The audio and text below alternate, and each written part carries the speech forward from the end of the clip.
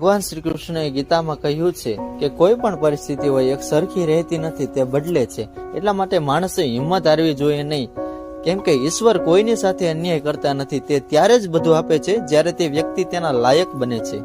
ભગવદ ગીતામાં ભગવાન શ્રી કૃષ્ણએ અર્જુનને કહ્યું છે કે વ્યક્તિ જે ઈચ્છે તે બની શકે છે, પરંતુ તેને સતત તે વસ્તુ ઉપર ચિંતન કરવું પડે છે.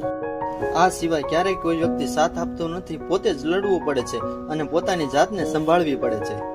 શ્રીમદ ભગવદ ગીતા અનુસાર કોઈ પણ જીવનમાં સ્થાયી નથી, એટલે કોઈ પણ પરિસ્થિતિને લઈને ચિંતા કરવી જોઈએ નહીં.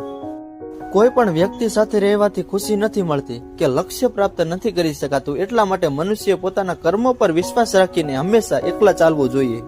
ભગવદ ગીતામાં શ્રી કૃષ્ણ ભગવાને કહ્યું છે કે બીજાનું અનુસરણ કે નકલ કરવાને બદલે વ્યક્તિએ પોતાની જાતને ઓળખવી જોઈએ અને પોતાના વિચારોનું અનુસરણ કરવું જોઈએ. બીજાના વિચારોનું અનુસરણ કરશો તો નિષ્ફળ જવાનો ભય રહેશે. શ્રી કૃષ્ણએ કહ્યું છે કે મનમાંથી ડર હટાવવો હોય તો એક જ ઉપાય છે, પોતાના સ્વધર્મને ઓળખો અને તેના પર જ જીવન જીવો. લખ્યું છે કે નબળો તમારો સમય છે, તમે નહીં. મન ખરાબ હોય છતાં પણ ખરાબ શબ્દ ન બોલશો, કેમ કે મન તો સારું થઈ જશે પણ બોલેલા શબ્દો નહીં.